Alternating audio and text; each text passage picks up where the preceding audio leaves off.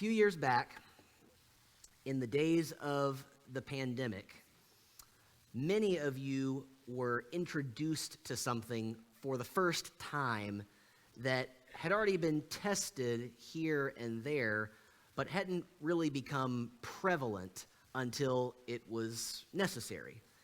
And that was the idea, the concept of telehealth, where instead of going to the doctor's office, instead of seeing your physician, looking them in the eye, telling them what it was you were experiencing and then getting a diagnosis, instead you did all of that to your computer in your living room, to the camera there on your desktop, and you would have the entire appointment virtually.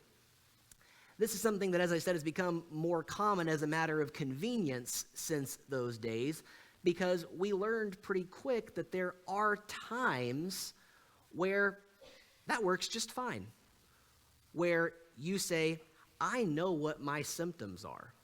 I know it's cold and flu season. I'm pretty sure I know what's going on here. All I need from you is my Tamiflu prescription.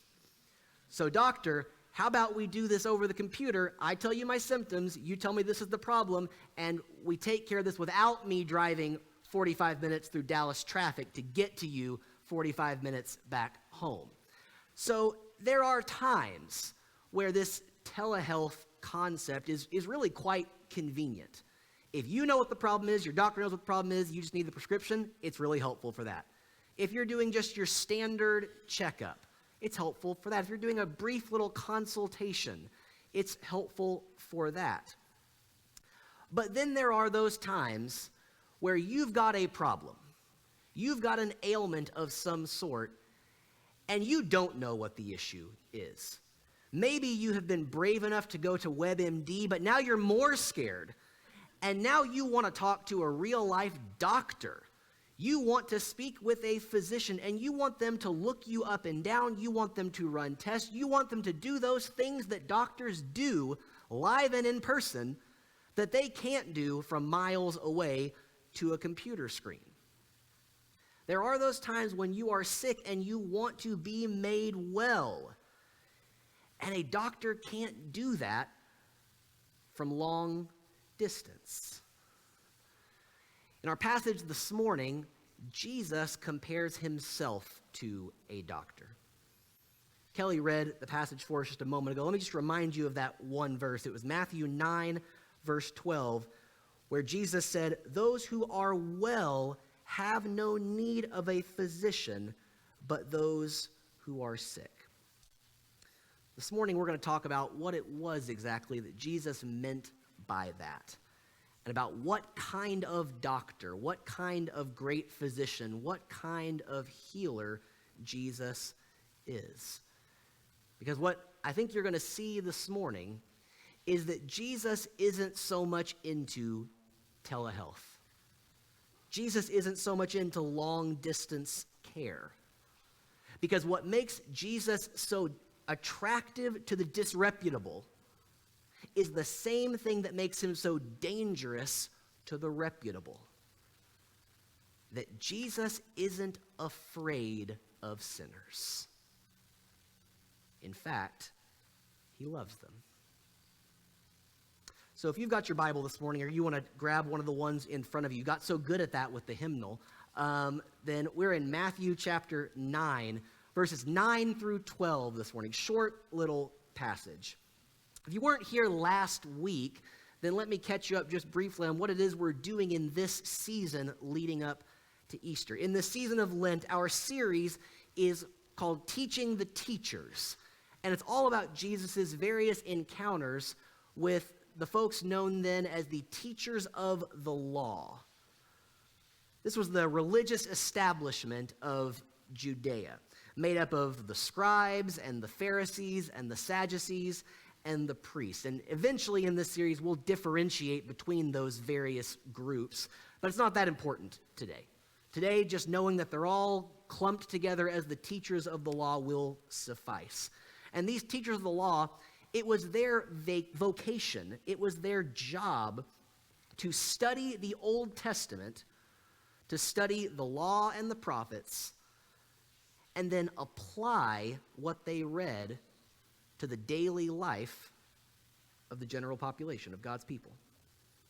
So in other words, what they did was pretty similar to what I do every week, except that where my authority is merely spiritual and you can hear what I say and then immediately dismiss it if you want to, not that you would, the teachers of the law, in fact, had social capital, had judicial authority.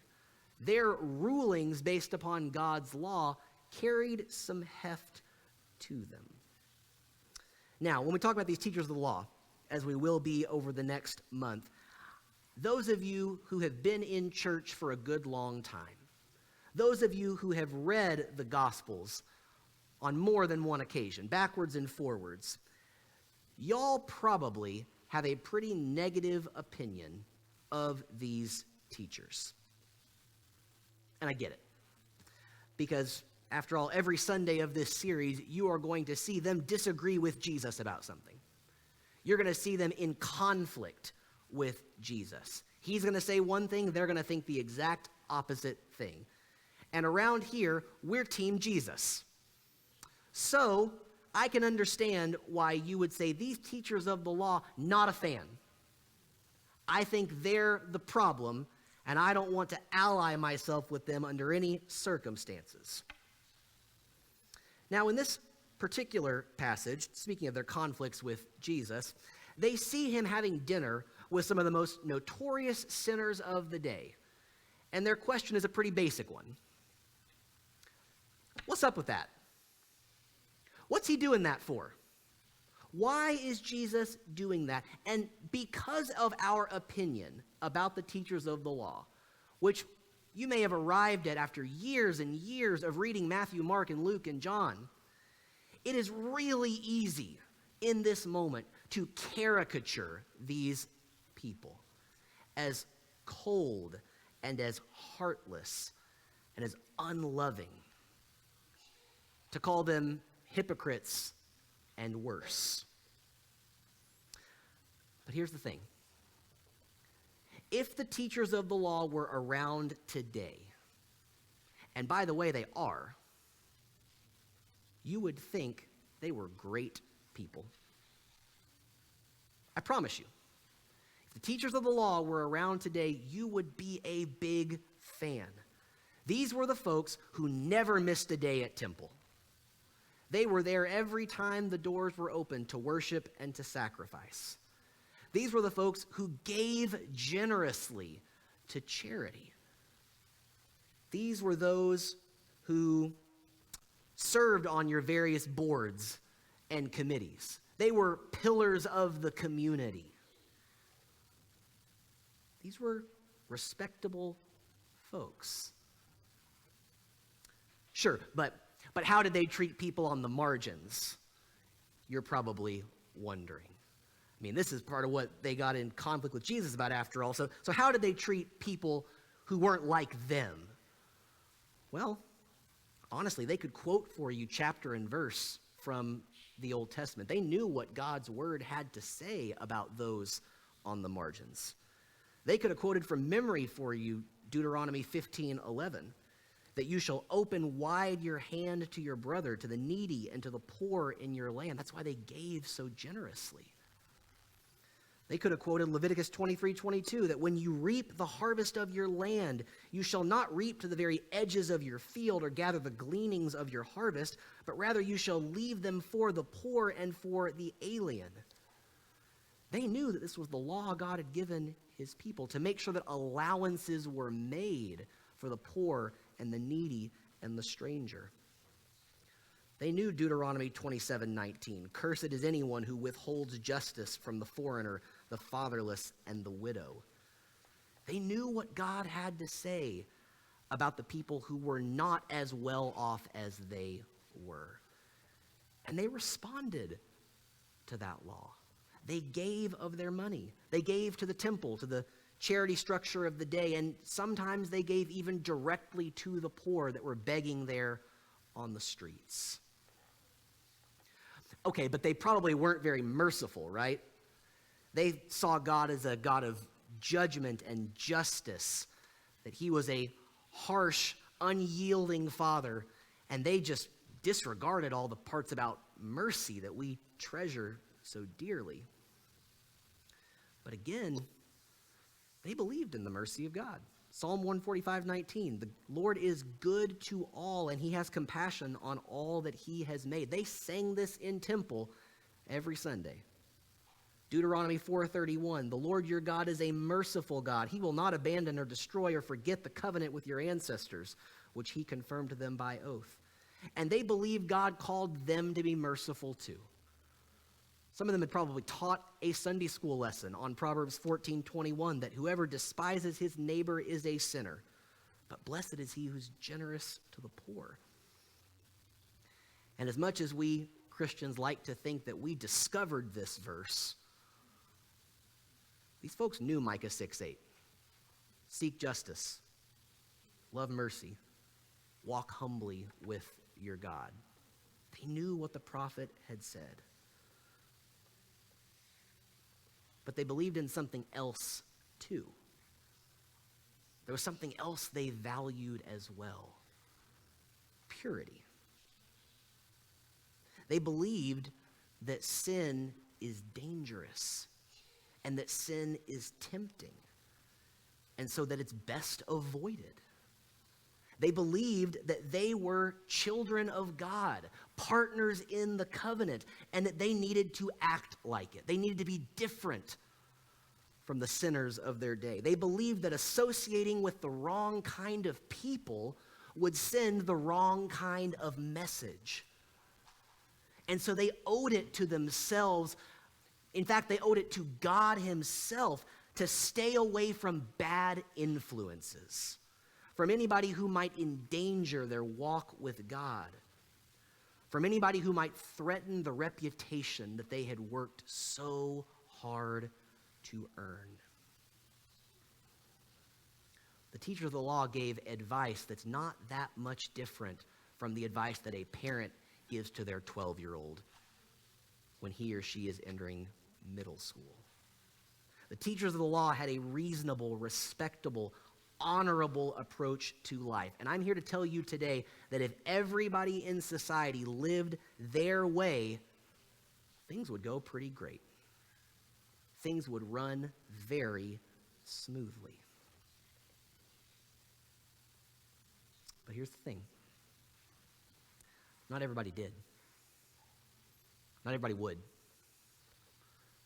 I'm not sure everybody could. Because in a world of Pharisees and Sadducees, in a world of scribes and priests, there were also liars and cheats and outcasts. And when Jesus came to this world, he had the audacity to say, I'm going to focus on them. Look at verse 9 in the passage. It's a one-verse story.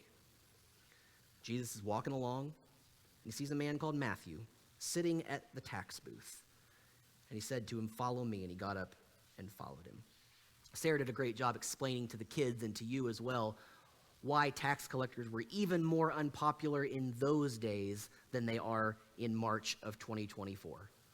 Because they not only collected your hard-earned money for the government, but they collected a little bit more than they were supposed to and kept what was not theirs to take.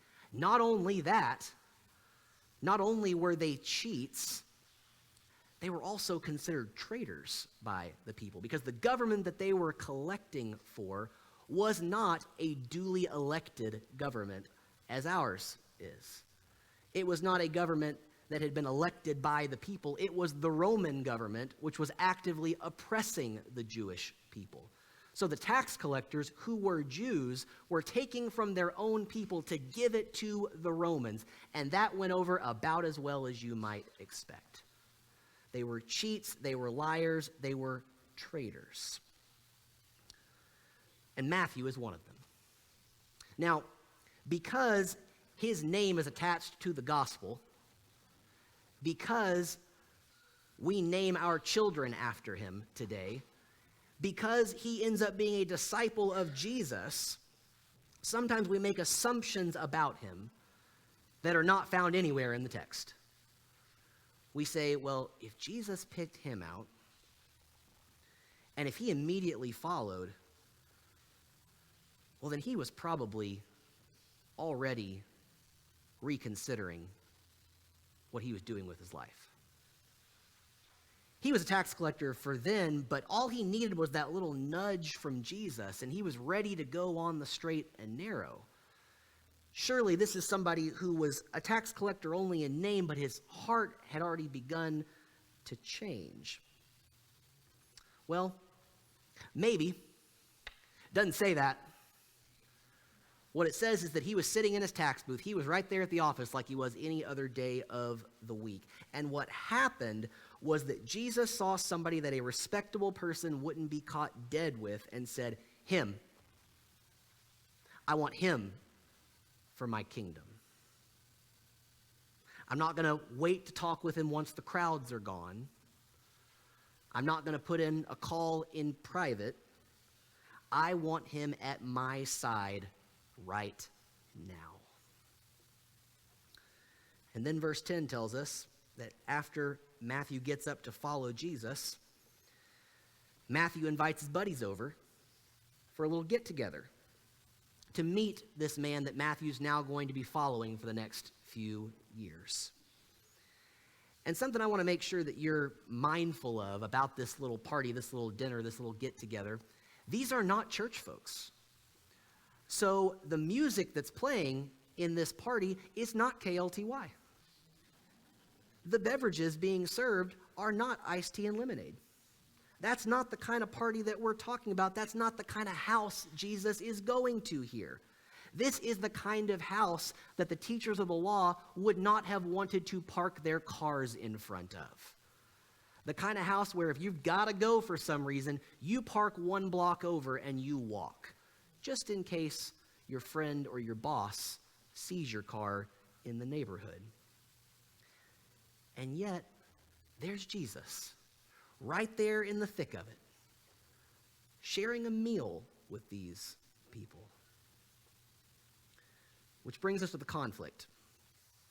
The question that the teachers of the law ask of Jesus' disciples. What's your master doing? Why is he deigning to eat with these people? Why them? And Jesus' answer is pretty simple. Because they need me and because I love them. Because it's the sick who need a doctor, not the healthy. Because I've come not to call the righteous, but sinners. Because God doesn't wait for you to clean up your mess before he goes chasing after you. There's a really wonderful story that the pastor and preacher Matt Chandler over at the Village Church in Dallas tells. And he tells the story of when he was in college, and he was a believer, and he was going to some sort of special revival event, some big church event, and he invited a friend of his to come along with him, a friend who was not a believer, somebody who did not know Christ, and he wanted to get her to come with him. He thought that this would be a environment where she'd feel welcome, she'd have a good time, she'd get to hear the gospel, and he thought this was a great opportunity for her to hear the word. So he brought her along to this event. And he got there, and the pastor gets up in front of this large group of young people and says, "Today I'm going to talk about sex." And of course, he hung his head the way that anybody does when they invite a friend to church. The friend finally comes, and then they hear what the pastor's going to talk about that day. Oh, no. Oh, no. Oh, no. And the pastor holds up a rose in front of everybody. He says, look at this beautiful rose of mine. Beautiful color, smells amazing, fresh, just this beautiful, beautiful. Take a look, everybody. Look at my rose. And then he throws it out into the crowd and says, pass this around. I want all of you to get a look at this beautiful rose of mine.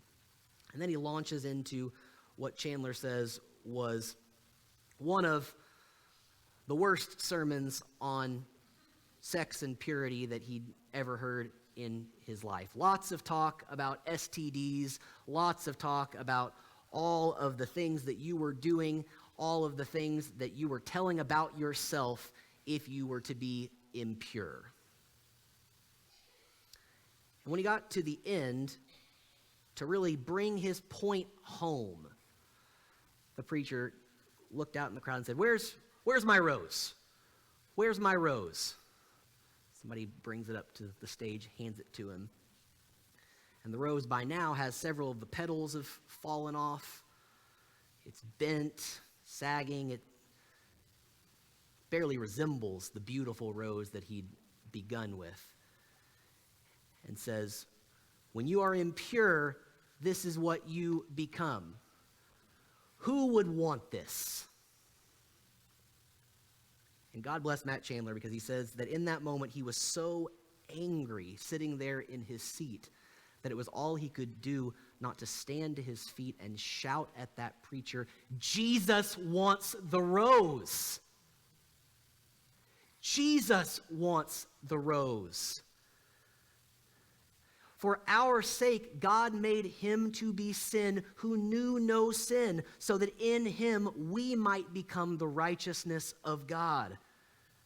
Jesus was morally perfect, spiritually flawless, but for the sake of sinners, he paid a penalty that was not his. He bore a burden that was not his. He took on a weight that was not his.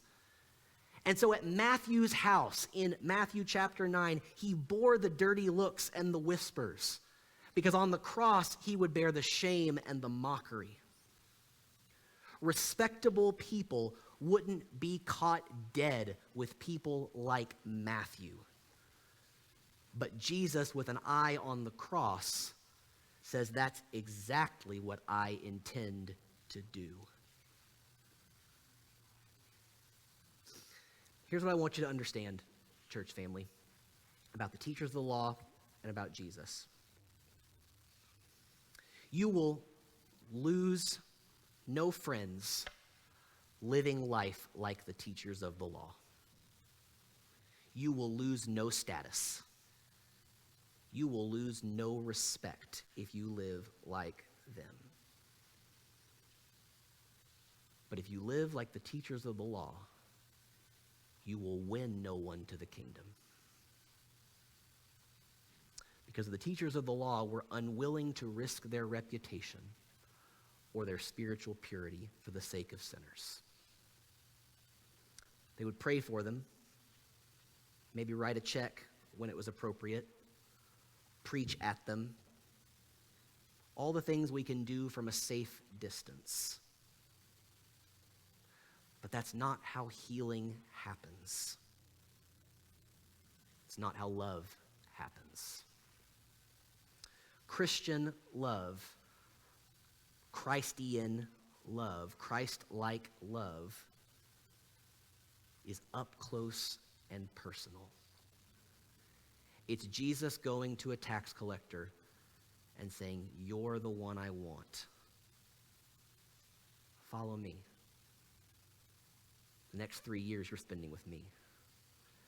It's Jesus going to his house and saying, "I want to meet every one of your friends. Not because I've got some ulterior motive, but because I love them. And I want them to know me." Christian love doesn't happen from a distance. It happens when you get to know the folks, come to love the folks that you've been told you have to stay away from. It happens when you are Jesus to those who need him the most.